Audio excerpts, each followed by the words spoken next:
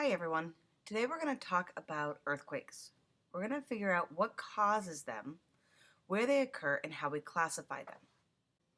As you guys are already aware, Earth's plates are in constant motion, and they're always interacting along boundaries. These motions of boundaries create a strong force that acts on the rock. To a certain extent, rocks can bend and stretch, especially under higher temperatures and pressures, which happen in the Earth's crust. As the stress continues to build, rocks can no longer contain the stress and the plates snap, creating a vibration. This is what causes an earthquake. So in talking about where earthquakes occur, there are two terms that scientists used. The first one is focus. The focus is the point where the earthquake's energy originates within the surface. It's where the actual contact at the fault occurs. Most of the earthquakes occur within the first 65 kilometers of the surface. From there, seismic waves move out in all 360-degree directions. The epicenter is the point on the Earth's surface directly above the focus. So usually a town or an island or off the coast of somewhere. So here you can see that this is the focus, right along the fault line, somewhere deep inside the Earth, and then directly above that would be the epicenter. So there are two ways in which we can classify earthquakes. The first way is pretty much the original method, which we don't use that much anymore, which is intensity. Intensity is the strength of shaking and the resulting damage at a particular location. This is measured using the modified Mercalli scale. With the modified Mercalli scale, you measure the amount of structural and geologic damage in a particular location. And based upon the circumstances experienced by people, utilize the damage caused by the surface waves. Magnitude is the amount of energy released from seismic waves. This is the one you tend to hear about more, because this is using the Richter's magnitude scale. This is measured using seismographs, and you can measure earthquakes that occur even deep within the Earth using the S&P waves, which we'll talk about in a minute. So everywhere on the Earth, we can actually measure magnitude. Even if you don't particularly feel the earthquake, we can still register that an earthquake happened across the world. Here's the modified Mercalli scale measuring intensity. So over here on the right, you have all these different classifications, which go from 1 all the way to 12. And they're pretty much arbitrary levels. So for example, felt indoors, vibration like a passing truck. All the way to an 8, which is collapse of masonry, frame houses moved. All the way down to a 12, which is the damage is nearly total. So when an earthquake occurs, what they do is scientists would go out, they would measure the level of damage at various locations. They would compare the damage to the intensity descriptions here on the scale. They would then assign each location an intensity rating. You would then connect those areas with similar intensities to create a damage zone. Those with the highest intensities are flagged as the epicenter. We're actually going to do an activity using the modified Mercalli scale in the next class. So you'll actually be able to figure out and predict where you think an epicenter was for an earthquake. There are flaws with the modified Mercalli scale. The biggest one depends on the strength of the earthquake. So as the earthquake gets bigger, there's only so much damage that can be recorded. So if there is a magnitude 7 and a magnitude 8, it's very difficult to tell the difference just based on the earthquake's damage. Another problem is the nature of the surface material or rock type. If you build on a sandy soil versus a granite or hard rock type, the building structures will react differently as the seismic waves move through those materials. Another thing is the design of the structures. Some structures are designed to withstand earthquakes very well. Others, poorly built or poor materials, can't withstand the shaking of the earthquake. The last thing is the distance from the epicenter. It's very difficult to record earthquakes the further away you are. So there may have been an earthquake, but you're so far away from it you didn't feel it. So in order to determine the magnitude of an earthquake, we use the waves that are released in the earthquake's vibration. And there are two pieces of information that you need to know in order to calculate the magnitude. You need to know the amplitude of the earthquake waves and the distance that you are from the epicenter. to calculate the magnitude. Now, magnitude is not a linear scale. It's what we call a logarithmic scale. So for each number increase is equal to an increase by a power of 32. So for example, a magnitude 5 earthquake would release 32 times more energy than a magnitude 4 earthquake. This becomes very important when we start talking about earthquakes that are very large in magnitude. We really want to get a true understanding of how much energy was released, especially when you're talking about a difference between an 8 and a 9 earthquake is drastically different from one another. So there are 3 types of waves that are generated during an earthquake. The first one is called a primary wave. We often shorten that to read P wave. This type of wave causes rock to move back and forth in the same direction the wave is traveling. It's known as a compression wave, and these waves can travel through the solid iron core. It often moves like a slinky, so it pushes the rock together and then it gets pulled apart, pushes it together and pulls it apart. Secondary waves are also known as S waves. These move through the earth at right angles to the direction the wave is moving. They cannot go through the core, so they go up and down, very similar to an ocean wave. The last type of wave is a surface wave. These rock in a backward motion in a side-to-side swaying motion. Particles also move in a 90-degree angle to the direction of motion. So they kind of go up, rock back and forth, front to back. These are the 3 types of waves that are generated during an earthquake.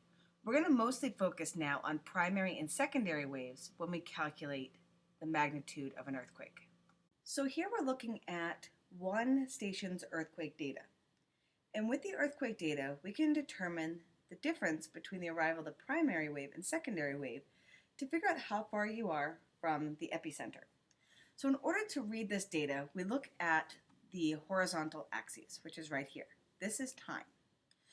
So when a primary wave arrives at us, so say we're standing in Boston and the earthquake happened in Bedford, the wave leaves Bedford, and as soon as it hits Boston, we start our stopwatch. We're like, yep, we recorded a primary wave, or the Ferrari has arrived.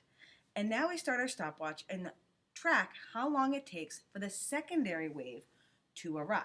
And we keep waiting and waiting and waiting until the secondary wave arrives. Now, in earthquake data, the secondary wave, by the nature of the way it moves, always is recorded as a bigger wave, an amplitude, and that will become important in a little bit. But now what we do is we take the difference from the arrival of the secondary wave here from the primary wave to get our time. Now the primary wave always arrives at time 0. So we just look at our graph, we look at where the secondary wave came, follow it down all the way, and it arrives at 36 seconds. So once we have our time, we can determine how far away we are from the epicenter using a linear relationship. So time and distance are linear. The longer you walk, the further you're going to go. So with the linear relationship between the S and P interval, we can calculate how far away we are from the epicenter. So if we use the S and P interval from the last slide, in this case being 35 seconds, I guess I was off a little bit on my slide before, so it's 35 seconds, we can figure out how far away we are from the epicenter of the earthquake. So we follow up now here on the vertical axis is time. The horizontal axis is distance. So we find 35, and these increments are up by 1. So that's 35, that's 40, 45, 50. We find 35, we go to the slope of the line, and then we follow it down. And each of these blue lines is worth 20. So 320, 340 would be our distance. Now that distance is in a radius of 340 kilometers, so that's in any direction. We're going to need more information then in order to figure out exactly where the epicenter of the earthquake is. So in order to determine where the epicenter is, you're going to need 3 seismograph stations. Each station will give you a radius of how far they are from the earthquake. So in this example, it looks like Fresno is probably the center of this circle. Here, the yellow one was probably Las Vegas, and then this green one was probably Phoenix, Arizona. These 3 locations, these 3 circles, intersect at one point. So here, they're all intersecting around the Los Angeles area, which would give us our epicenter. So now, knowing the epicenter is only part of the information we need to know. When an earthquake happens, we want to know where it happened and how big was it? Was it a small to moderate earthquake, or was it a large, very damaging earthquake? So the next thing we need to measure is how big, how much energy was released during the fault's rupture. So we go back to our original 3 seismographs, and we're going to now measure the maximum amplitude of the S wave, so of the secondary wave. So we're going to now look at our vertical axes, and you'll notice that zero's in the middle, and they go up by equal increments on either side, because the pen of a seismograph sits at 0 and it goes back and forth as it registers the wave throughout the earthquake.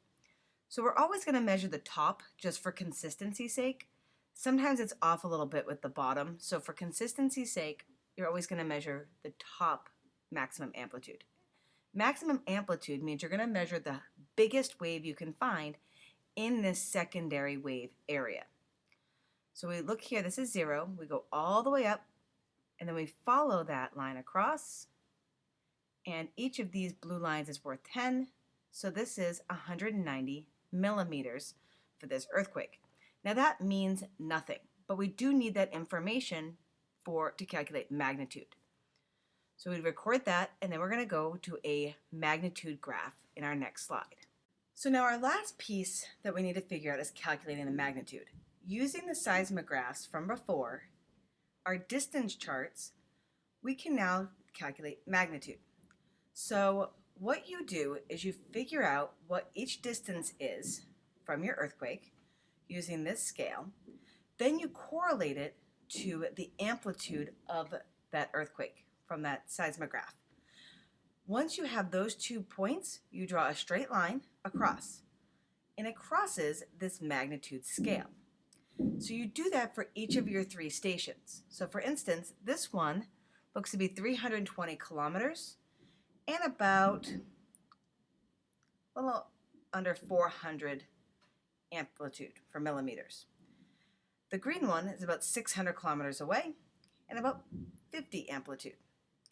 And then 380 kilometers and about 300 millimeters of amplitude. If you do all of your calculations correctly, all the points, all the lines will cross at one point. From there, you can read this middle line, this middle graph, which is the magnitude.